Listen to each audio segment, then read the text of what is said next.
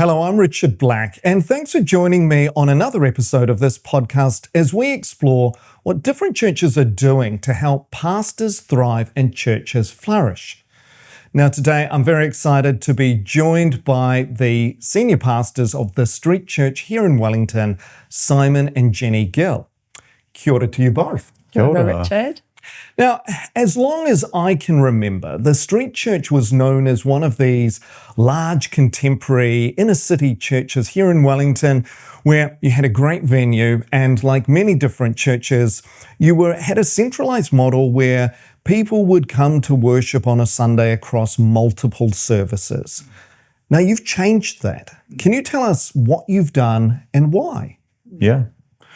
Yeah, initially it was space alleviation. We were looking at moving into a multi-site model because there's only so many services you can fit into a Sunday. But that didn't really fly with people, that thought of sort of space alleviation.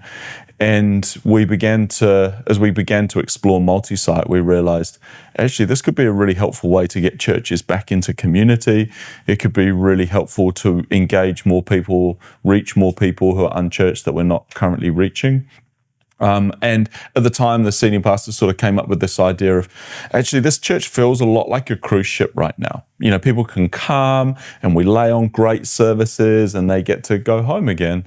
What would it look like if actually we began to see the church more as sort of a series of fishing vessels where everyone on the boat has a role and where the whole thing is focused towards fishing and if you take the sort of Jesus analogy and fishing in terms of outreach, where everything is geared towards reaching more people. And so that sort of concept of cruise ship fishing vessels is, 8-9 years old now, but it's lasted, something we continue to refer to.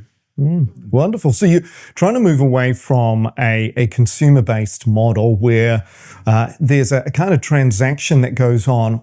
We put on a fabulous service, you come along, we look good, and the thing that you get is nothing really is expected of you. So you've moved that to the fishing vessel kind of model, but that also has some of its own sort of difficulties that go with it. And before we sort of unpack some of those difficulties, what does it look like on the ground? When you talk about we've now moved out, we've now got these fishing vessels, we've now got different locations, what does that actually look like practically?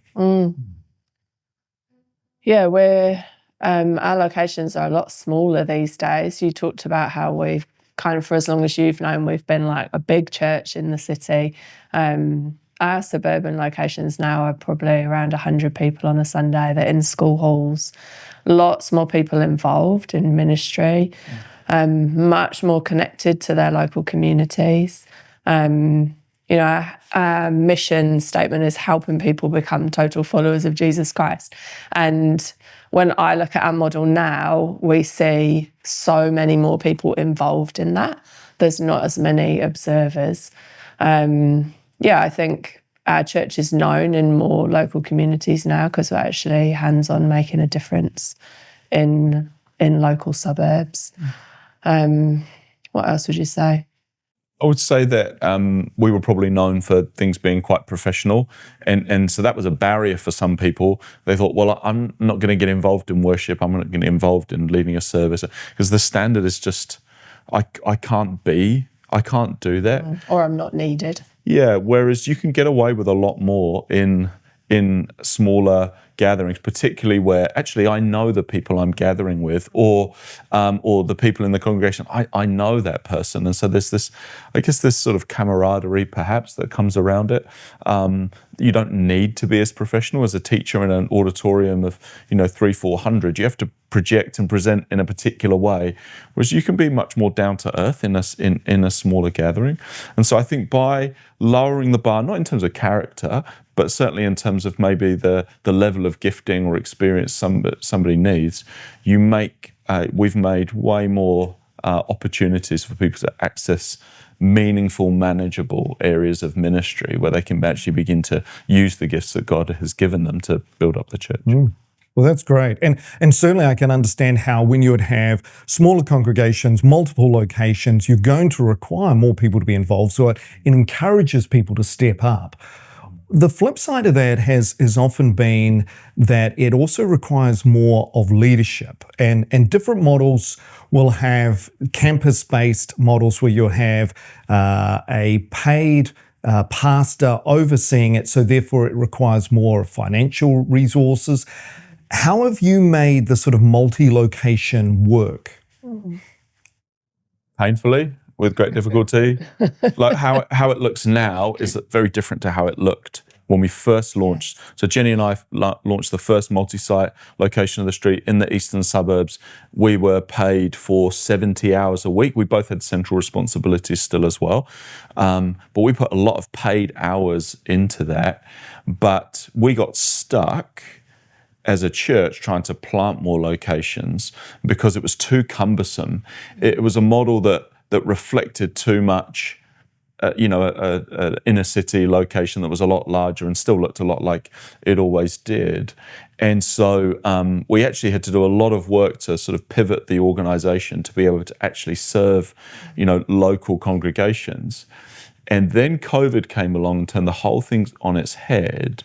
And we wouldn't have been ready for that unless we had already planted and had a go and learned some things along the way.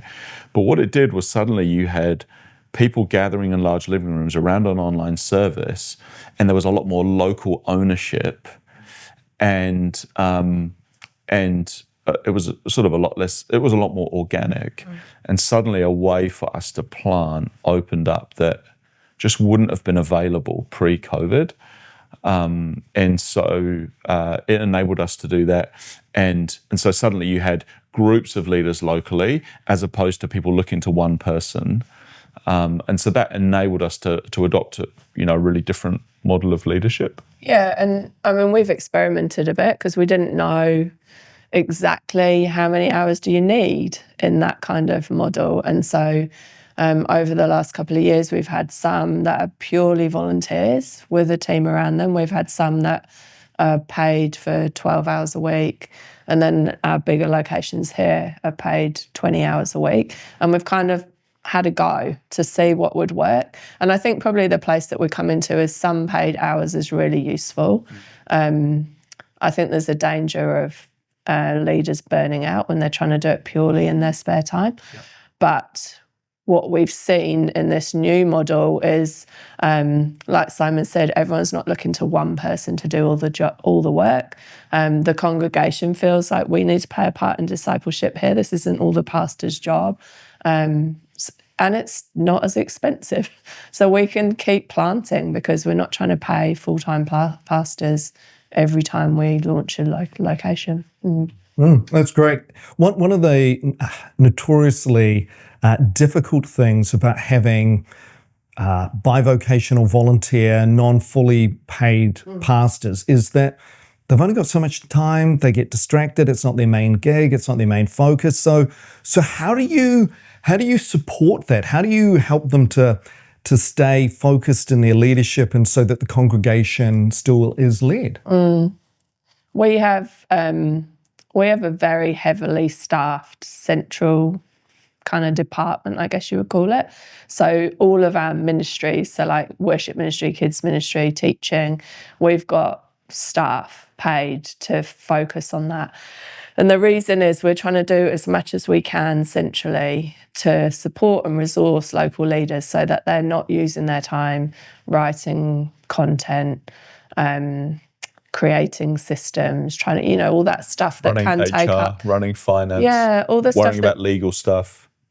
We're trying to health and safety. Yeah, that's a great one. We're trying to help leaders locally in the small time that they have to be able to focus on the stuff that gets them excited, the stuff that any pastor goes into pastoral ministry for, right? The people, discipleship, reaching your community.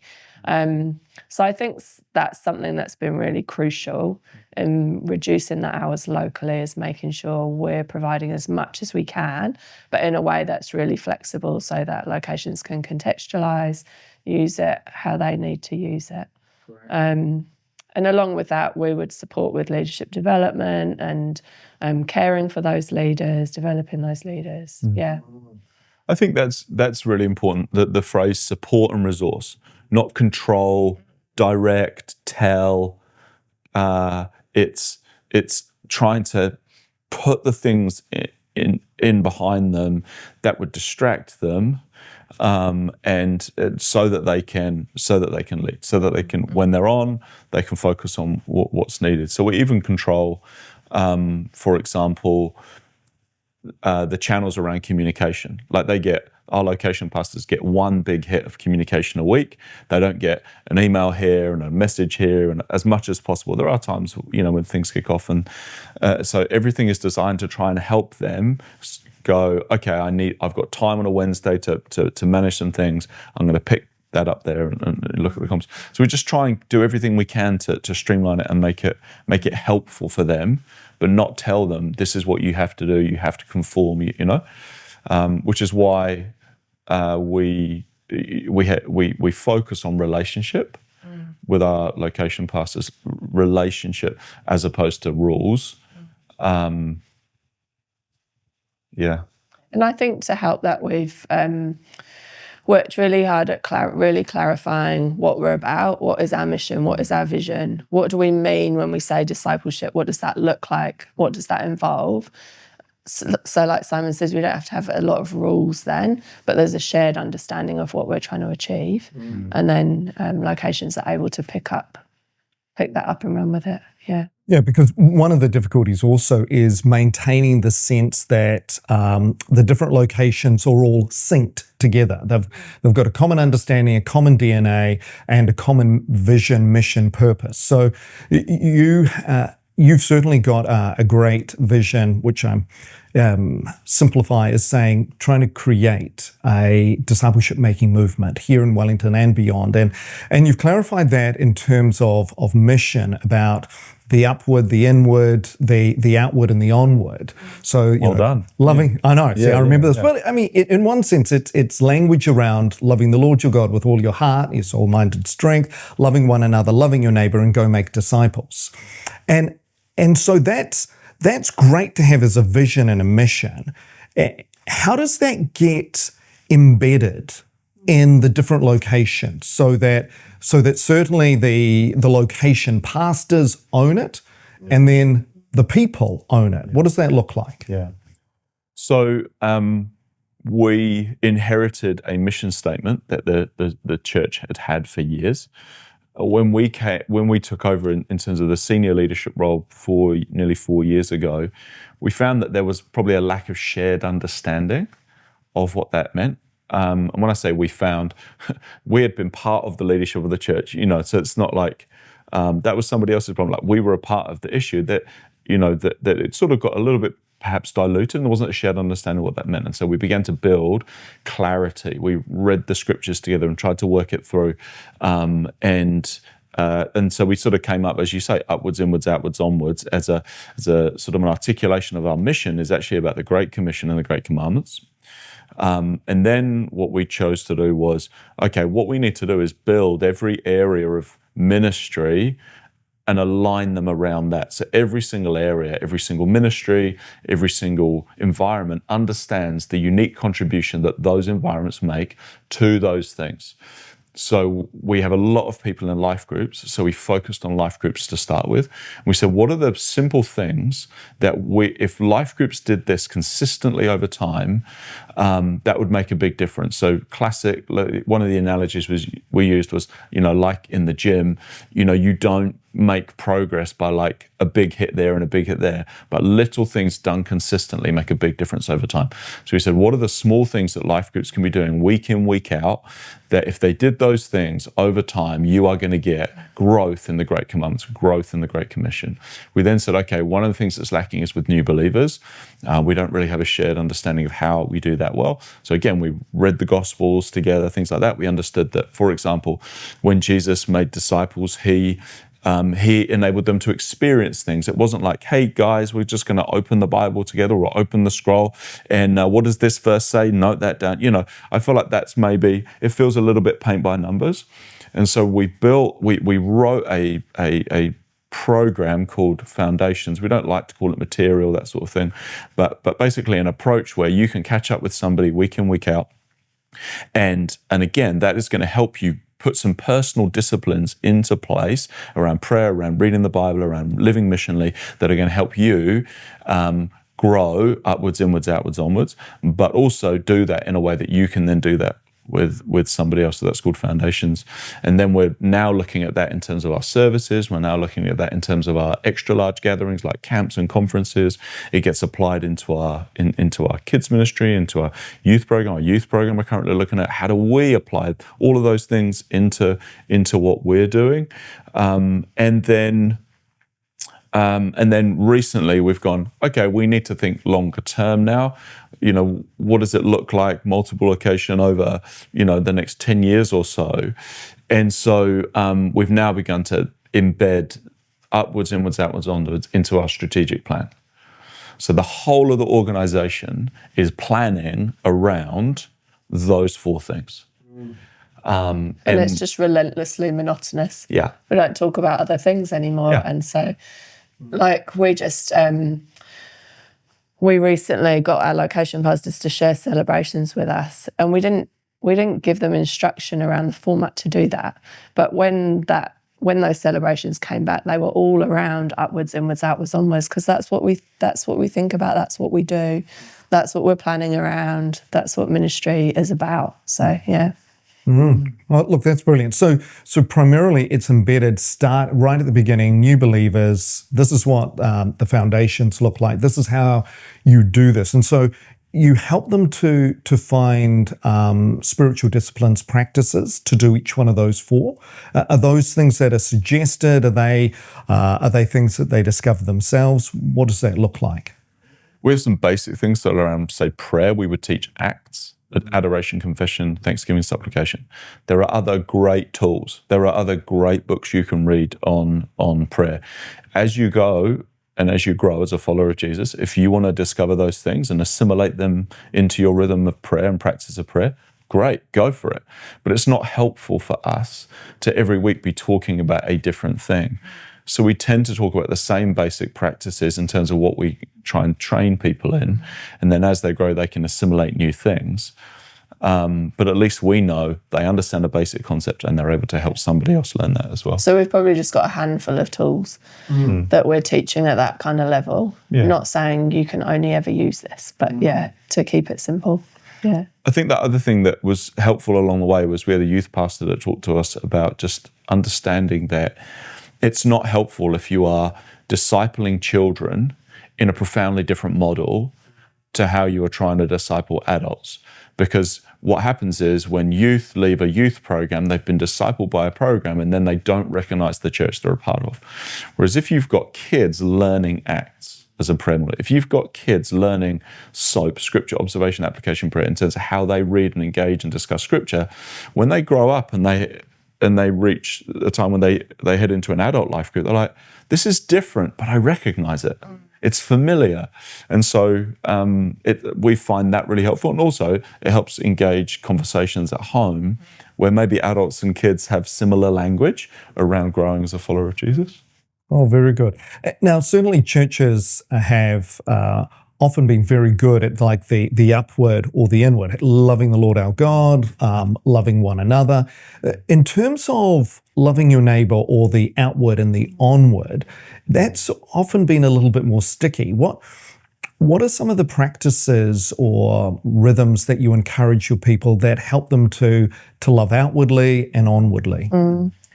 Yeah, some of the stuff we've engaged with around outwards is there's an organisation called Organic Outreach, and they talk about a 30-day rule. So the idea that outreach in your church is the thing that will die if you don't keep stoking the fire. No one's going to bang on your door as a pastor if you stop outreach, but they will if you stop teaching or you stop worship or you stop prayer. And so we have tried to implement this 30-day rule across our church as much as possible. So that's one of the rhythms that would be in our life groups. It's a rhythm that you'd find within our local leadership teams, within our staff team, like this, just relentless every 30 days, some outwards inspiration, keep stoking the fire, reflect on how you're doing, reflect on what your practice is, reflect on how that's going. So I think that's been a big key. Again, though, we've tried to focus on what are a few simple tools. So we use bless as a tool that's begin with prayer, listen, eat, serve, and story. And so we talk about that a lot, encouraging people, what are you doing to bless someone today in your life? And then we've taught the 3 circles method as a way of sharing the gospel. So again, acknowledging there's lots of ways you can reach out. There's lots of ways you can share the gospel, but let's just be relentlessly monotonous about some simple few things, and let's keep encouraging that, keep bringing accountability, keep checking in. And so we've still got a long way to go, but it's something that people are thinking about and talking about. So good. And that also sounds like to combine the different metaphors that you've got here. The fishing boats, they're not just smaller cruise liners somewhere else. They become fishing boats as the DNA of the upward, inward, onward, and outward are actually embedded. And you've got it embedded in the people in their discipleship, in the small groups, in the locations, as well as all the way through to any conferences or bigger gatherings or strategic focus. So that's great. One of the things that can be difficult with that is because it's so qualitative, it's not just numbers, how many people turned up on a Sunday, which means it can be harder to measure or to monitor. So how have you gone about monitoring, measuring? Are we in fact progressing? This is new for us. I think we've not been great in terms of measuring altogether and certainly measuring the right things. We are, in terms of the onwards focus, one of the things that's really important for us is things like having what we call, or let's say what a book called, ICNU conversations. So leaders who are noticing gifts, qualities in others as a mechanism for inviting them into relevant leadership or serving opportunities. Leaders who have apprenticing relationships where they are actually actively supporting the development of somebody else. So those things would be really key tools for us in terms of multiplication and the onwards aspect. And those are things that you can, and we are beginning to find ways of monitoring. But you're absolutely right. It's really hard to get enough information from qualitative measures. And so I think what we're learning is just how powerful story is. So at one of our locations recently, some of our locations have moments in the year where they are called location choice weeks, where they're allowed to do what they want. There isn't a sermon series, things like that. And so, a location recently said, okay, what we're going to do is we've talked a lot about prayer. We've had some prayer initiatives this year.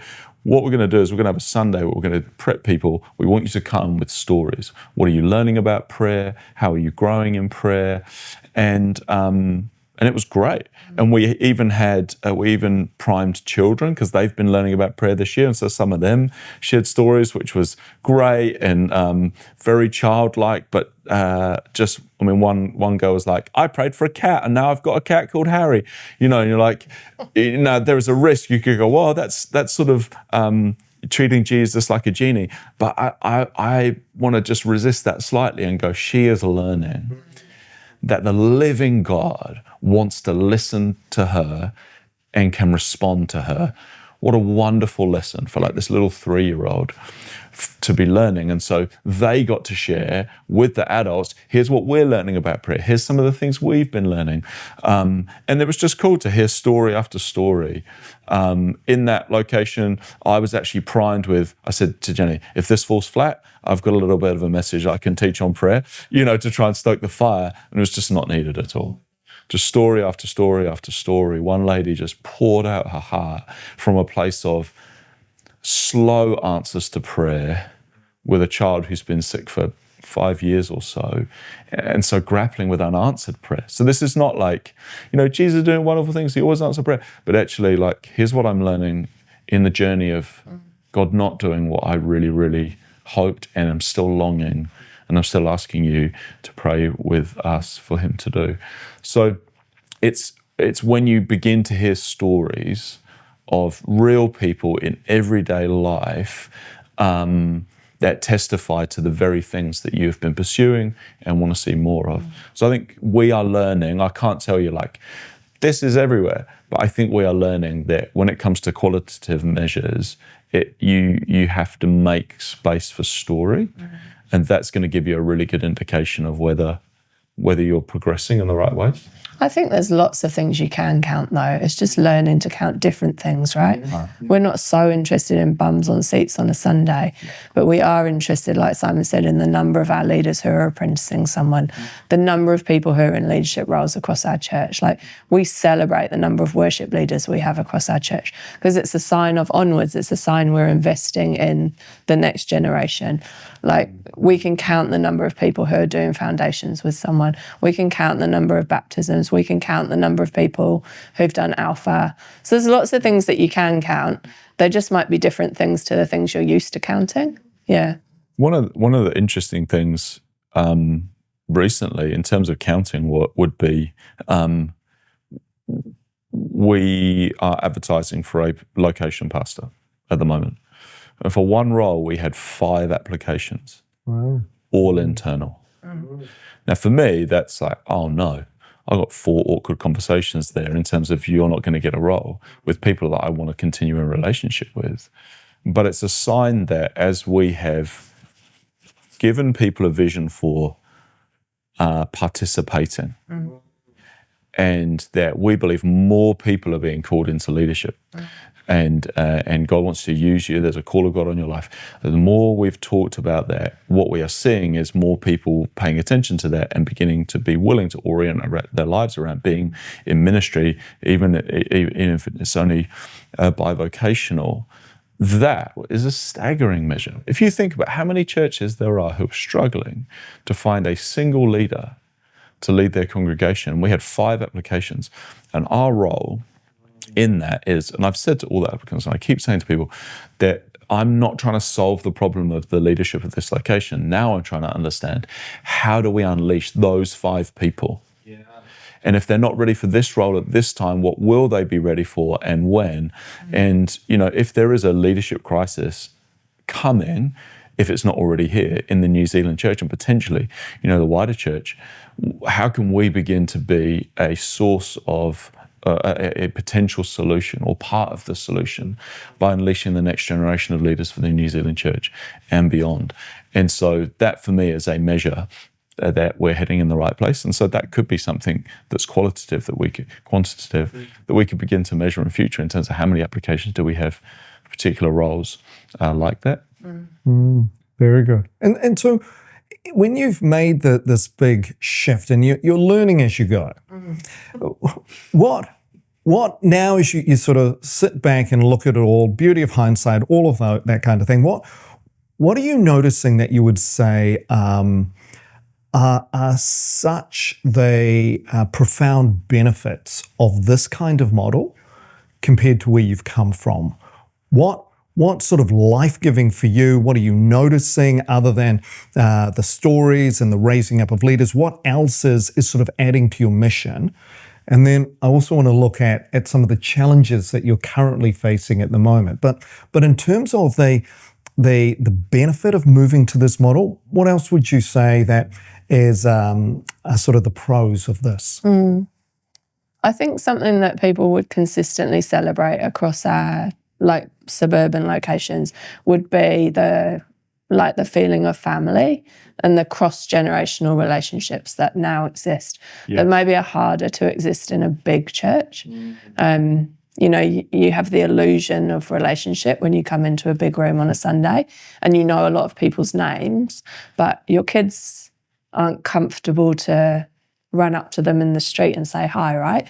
Whereas I would say that's something that we've really seen change in the new model is genuine family. Kids growing up with aunties and uncles and cousins and grandmas and granddads. And that's been huge, I think. I mean, relationship is everything, and I think of a couple of examples.